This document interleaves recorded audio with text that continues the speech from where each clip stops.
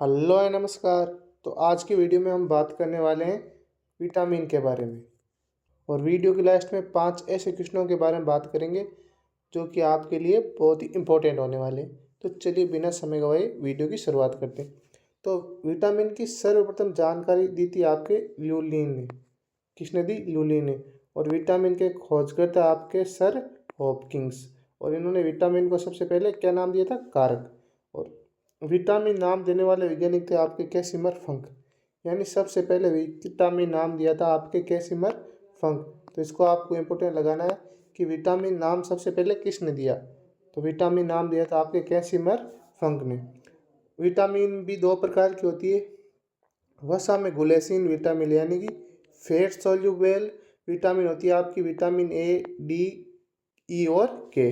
और दूसरी ओर जल में घुलनशील विटामिन वाटर सोल्यूबल वो होती है विटामिन बी कॉम्प्लेक्स और विटामिन सी। विटामिन शरीर की रोगों से क्या करती है? सुरक्षा। तो ये याद करना है कि विटामिन शरीर की रोगों से क्या करती है? सुरक्षा। और विटामिन जल एवं खनिज लवण से शरीर को ऊर्जा प्राप्त नहीं होती। तो ये पॉइंट आपको याद रखना है कि विटामिन जल और खनिज लवण से शरीर को ऊर्जा प्राप्त नहीं होती। अब पढ़ते हैं विटामिन के प्रकार। तो पहला प्रकार है आपके विटामिन ए। विटामिन ए का रासायनिक नाम है आपके रेटिनॉल। रासायनिक नाम क्या है? रेटिनॉल। और स्रोत यानी इसके प्राप्ति यानी विटामिन ए आपको कौन सी चीज़ें खाने से प्राप्त होता है? तो मछली का तेल, गाजर, आम, पपीता, हरी सब्जियां आदि विटामिन ए के क्या है? स्रोत। यकृत में विटामिन ए का संश्लेषण होता है। तो ये पॉइंट को इम्पोर्टेंट लगाना है कि यकृत में विटामिन ए का क्या होता है? संश्लेषण। और विटामिन ए की कमी से होने वाले रोग, पहला है आपके रतौंधी, नाइट ब्लाइंडनेस। इसमें प्रकाश कम दिखाई देता, प्रकाश का कम दिखाई देना कहलाता है आपके रतौंधी। और जीरोप्थेलिया, दूसरा रोग है जीरोप्थेलिया, आंखों में शुष्कपन। और तीसरा आपके केरोटोमलेशिया। केरोटोमलेशिया कॉर्निया का पतला होना। यानी इसका लक्षण क्या है? कॉर्निया का क्या हो जाना? पतला। इसे हम कहते हैं केरेटोमलेशिया। तो ये दो रोग आपको याद करना है, जीरोप्थेलिया और केरेटोमलेशिया। और देखिए संक्रमण रोधी विटामिन है। यानी आपको विटामिन ए का दूसरा नाम भी याद करना है कि इसको संक्रमण रोधी विटामिन भी कहते हैं। और त्वचा को स्वस्थ रखने में सहायक विटामिन, यानी त्वचा को स्वस्थ रखने में सहायक विटामिन है आपकी विटामिन ए। आगे बढ़ते हैं विटामिन डी की तरफ। इसका रासायनिक नाम है आपके कैल्सीफेरोल। विटामिन D2 और विटामिन D3 इसके दो प्रकार है। D2 का वैज्ञानिक नाम है आपके एग्रोकैल्सीफेरोल। और विटामिन D3 का नाम है कोलेकैल्सीफेरोल। और इसके स्रोत है आपके कोड लिवर ऑयल, मांस, अंडा, दूध, दही और पनीर इसके क्या है? प्रमुख स्रोत।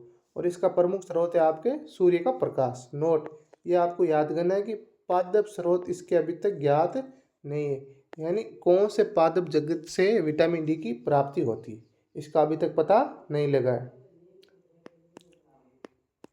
आगे सनलाइट विटामिन, यानी इसे हम विटामिन सूर्य की विटामिन भी कहते हैं। सूर्य के प्रकाश में त्वचा में उपस्थित 7D हाइड्रो कोलेस्ट्रॉल द्वारा विटामिन डी का सौतेज निर्माण होता है। यानी आपको याद करना है कि हमारे शरीर में विटामिन डी का निर्माण कौन करता है। तो इसमें आपको याद करना है कि 7D hydroxy cholesterol vitamin D का निर्माण करता है।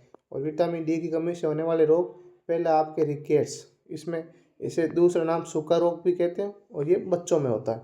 और दूसरा है ओस्टियोमलेशिया, ये वयस्क में होता है। और इन दोनों रोगों में आपके बोन यानी हड्डी क्या हो जाती है? कमज़ोर। और विटामिन डी हार्मोन की तरह कार्य करने वाला है। तो इसको इम्पोर्टेंट लगा लीजिए कि विटामिन डी हमारे शरीर में हार्मोन की तरह कार्य करता है। और गर्भ शिशु, इसमें गर्भ शिशु को स्वस्थ बनाए रखने में भी क्या है? सहायक। आगे बढ़ते हैं। आगे है आपके विटामिन ई। तो इसका नाम है रासायनिक टोकोफेरोल। विटामिन ई का रासायनिक नाम है आपके टोकोफेरोल। और इसके स्रोत है सोयाबीन, सूरजमुखी के बीज, मूंगफली, बादाम और एवोकाडो इत्यादि। बांझपनरोधी विटामिन है। तो याद करना है बांझपनरोधी विटामिन कौन सी है? Vitamin E. और सुंदरता का विटामिन, तो सुंदरता का विटामिन किसे कहते हैं? विटामिन ई को। और इसकी कमी से दो रोग होते हैं, पहला आपके बांझपन स्टेरिलिटी और दूसरा है अंगात पैरालिसिस। याद करना है कि सेलेनियम तत्व विटामिन ई का सहायक तत्व है, यानी पूछा जाता है सीधा कि सेलेनियम तत्व कौन सी विटामिन से संबंधित है, तो आपको याद करना है कि सेलेनियम तत्व विटामिन ई से संबंधित है। और एंटीऑक्सीडेंट विटामिन का क्रम याद करना है, सबसे पहले तो आती है आपके विटामिन ई, बाद में विटामिन सी और विटामिन ए। आगे बढ़ते हैं विटामिन के बारे में। इसका रासायनिक नाम है आपके नेफ्थोक्विनोन या फिलोक्विनोन, और इसके प्राप्ति के स्रोत है आपके हरी सब्जियां, दूध और अंडा। रक्त का थक्का बनाने में क्या करती है? सहायता। रक्त का थक्का बनाने में क्या करती है? सहायता। और इसका कारण दिया गया है प्रोथ्रोम्बिन और फाइब्रिनोजन। प्रोथ्रोम्बिन और फाइब्रिनोजन के संश्लेषण में क्या होती है? सहायक। और कमी से रोग होता है कि रक्त का थक्का नहीं बनता है। ये एंटी हेमेरोजेनिक विटामिन है। और बड़ी आंत, किसमें? बड़ी आंत में इकोलाई जीवाणु, इकोलाई जीवाणु द्वारा विटामिन के का सौते निर्माण किया जाता है। बड़ी आंत में इकोलाई जीवाणु द्वारा विटामिन के का सौते निर्माण किया जाता है। आगे बढ़ते हैं विटामिन सी। रासायनिक नाम है एस्कॉर्बिक अम्ल। क्या नाम है? एस्कॉर्बिक अम्ल। और स्रोत है आंवला, नींबू, संतरा, टमाटर, अमरूद, हरी मिर्च और पत्ता गोभी। याद करना है जंतु स्रोत इसके ज्ञात नहीं है, तो इसमें आपको याद रखना है कि विटामिन सी के जंतु स्रोत ज्ञात नहीं है, यानी कि कौन से जंतुओं से विटामिन सी की प्राप्ति होती है। और इसकी कमी से रोग होता है आपके स्क्रीव। स्क्रीव में दांत और मसूड़ों से क्या आने लगता है? खून। और इस रोग का दूसरा नाम आपको याद रखना है नाविक रोग। क्या नाम है? नाविक रोग। आगे बढ़ते हैं भोजन को गर्म करने पर सर्वप्रथम नष्ट होने वाला विटामिन है आपके विटामिन सी। ये जितने भी विशेषताएं वो आपके विटामिन सी की विशेषताएं। दूसरी देखिए फलों व सब्जियों के छिलके उतारने पर सर्वप्रथम नष्ट होने वाली विटामिन है। ये विटामिन शरीर में स्टोर नहीं होता है। प्रतिदिन आवश्यक विटामिन, यूरिन द्वारा निष्कासित होने वाली विटामिन। इस विटामिन की कमी से होने से घाव देरी से बढ़ते हैं। और प्रतिरक्षा तंत्र सक्रियता बढ़ाने वाला। कोलेजन तंतु के निर्माण में भी क्या होती है? सहायक। और शराब पीने वाले व्यक्तियों में इस विटामिन की कमी क्या होती है? सबसे ज़्यादा। आगे बढ़ते हैं अब कुछ ऐसे क्वेश्चनों के बारे में बात करेंगे जो कि आपकी विभिन्न प्रतियोगी परीक्षाओं में आए हुए हैं। तो पहला देखिए विटामिन ए की कमी से निम्नलिखित में से कौन सा रोग होता है? यह आपके एसएससी सीजीएल 2022 और राजस्थान सीईटी 2024 में आया हुआ है। इसका राइट आंसर हो जाएगा ऑप्शन सी, रेतौंधी रोग। आगे किस विटामिन को एस्कॉर्बिक एसिड यानी के नाम से भी जाना जाता है? तो यह आपके रीट 2021 और आरएस पीटी 2018 में पूछा गया था। इसका राइट आंसर हो जाएगा विटामिन सी। दूसरा क्वेश्चन कोबाल्ट धातु किस विटामिन का मुख्य घटक है? तो यह आप कैसे CHSL 2020 और रेल एनटीपीसी 2021 में पूछा गया था। तो कोबाल्ट का मुख्य संबंध आपके विटामिन B12 से।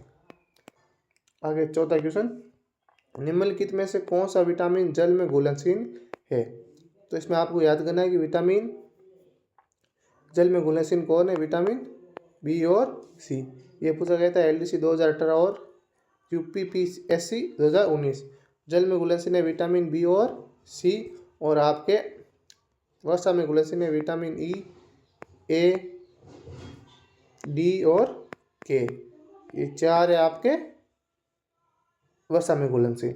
अगला क्वेश्चन सूर्य के प्रकाश की उपस्थिति में शरीर में किस विटामिन का निर्माण होता है? ये आपके BSTC 2022 और SSC GD 2023 में पूछा गया। इसका राइट आंसर हो जाएगा विटामिन डी। अगले वीडियो में हम विटामिन बी कॉम्प्लेक्स के बारे में पढ़ेंगे। तब तक के लिए जय हिंद।